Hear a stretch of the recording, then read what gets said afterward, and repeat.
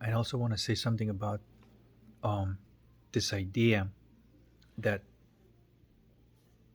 I have to work on myself, right? This idea. It's a belief that says, like, well, one day I'm going to be all right, kind of thing, right? The reality isn't like that. That is actually just preventing you from being with what is, okay? Um, it doesn't work like that. It doesn't like the second you say that, like, well, one day I'm going to be fixed, it prevents you from being in surrender because you're talking about the future again. And through the surrender, you get to the infinite, not the future, not the past, not even the present, because these are just words to describe something temporal. Infinity is immediately, not later, not as long as you're connected with infinite, you're perfect, and everything that happens over there is an unfoldment of yourself, right? Meaning your soul is growing in that medium of infinite, and you don't want to get to, you don't say like, well, I can't wait to be old. That's ridiculous. You just let your soul grow. But now, because you're not in that temporal, world where it's all about fixing things, and um, you realize that only courage and surrender is going to take you to the infinite, and from there everything's going to be evolving naturally and beautifully. And I just want to say that there is another trap of this, like, well, I gotta work on myself and then I'll be perfect. No, that perfection is already here. And another way of saying, like, well, you're already perfect, you gotta do nothing. Only through courage and surrender you will tap into your essence of perfection. That is correct way of saying it. Not creating another belief and saying, well, I'm perfect, aren't I? Even though it's just like another mask to mask the beliefs that obviously these beliefs are imperfect, and you create another belief that says, like, no, no, I'm perfect. And so there's like an internal battle, and it's about, like, the ego, and then there's a mask to mask the ego, that clown phase, inside you feel like one way, and you put the clown mask, everything's all right, but it's not. That's the clown mask. um and the clown mask, which you may call super ego, it's just another ego creation to mask the itself. Okay, so you don't want to create another super ego, which is, this is where, like, most people that call themselves spiritual live. They actually, not only that they have ego, they actually create super ego to mask the fact that they do have ego. And so that's basically cannot admit that the shit stinks. And so there are these, you know, but they have not really alchemized anything. All these, as people call, impurities are there, or not in the process of alchemy or nothing. So when you decide to live in the infinite, yes, at the beginning there might be all sorts of freaking changes going on. It's like, whoa, and it's like there's a lot. It takes you a lot of courage and surrender for you to remain there. Yes, there is that, you know, process. But once you touch that, then all the other process that comes along, they just like, and it's just like natural. It's about living from that state of consciousness. It's about having your soul face the right direction of life. That's it. That can be done in a moment's notice. At any point in time, if you just get distracted and say, "Where's my attention?" Oh shit, my attention is not. Boom. And like I said, um, the best thing to train your soul, I suppose, to keep facing the right direction is whenever you transmute these bad feelings into nice feelings, good feelings, and these are the good feelings that you don't want to look away from. That's what's gonna hold you there, so to speak. Because yes, you live in the matrix, and there's all sorts of challenges come along and trying to take you out of that infinite.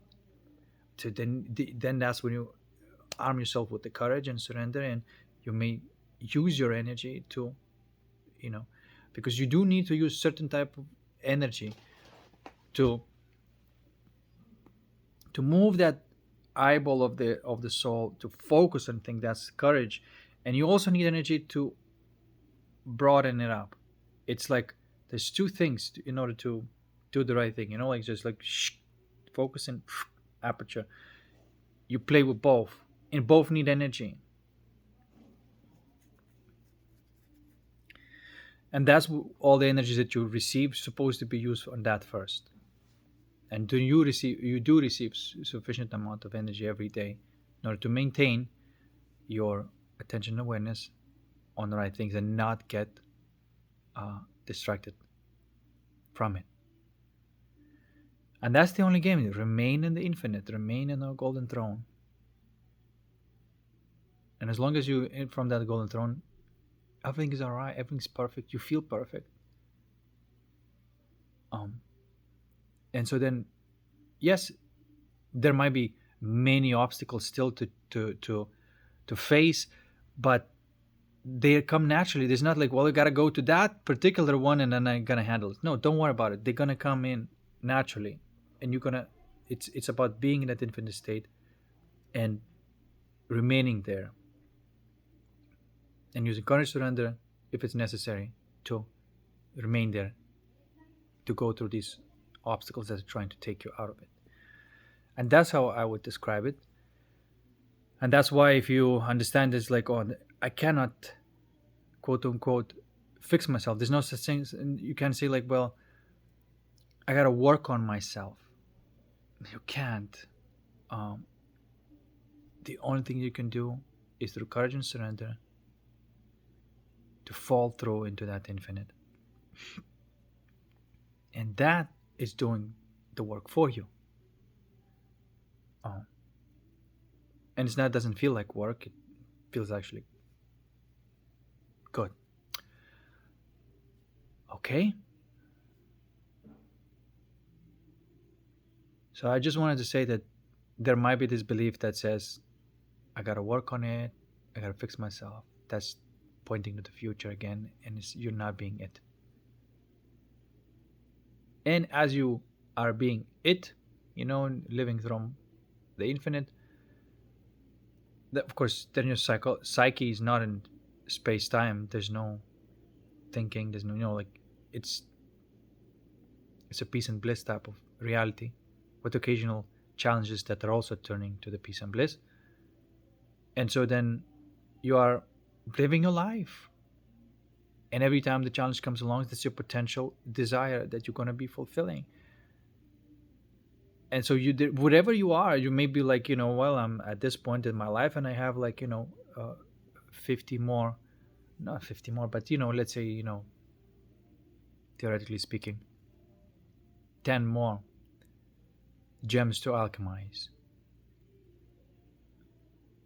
As long as you're in the infinite and in the process of that, it's all good, because that's what it's all about. It's not about getting to the end, right? It's about staying there. And every challenge comes along, prefer that and not temptation or domination.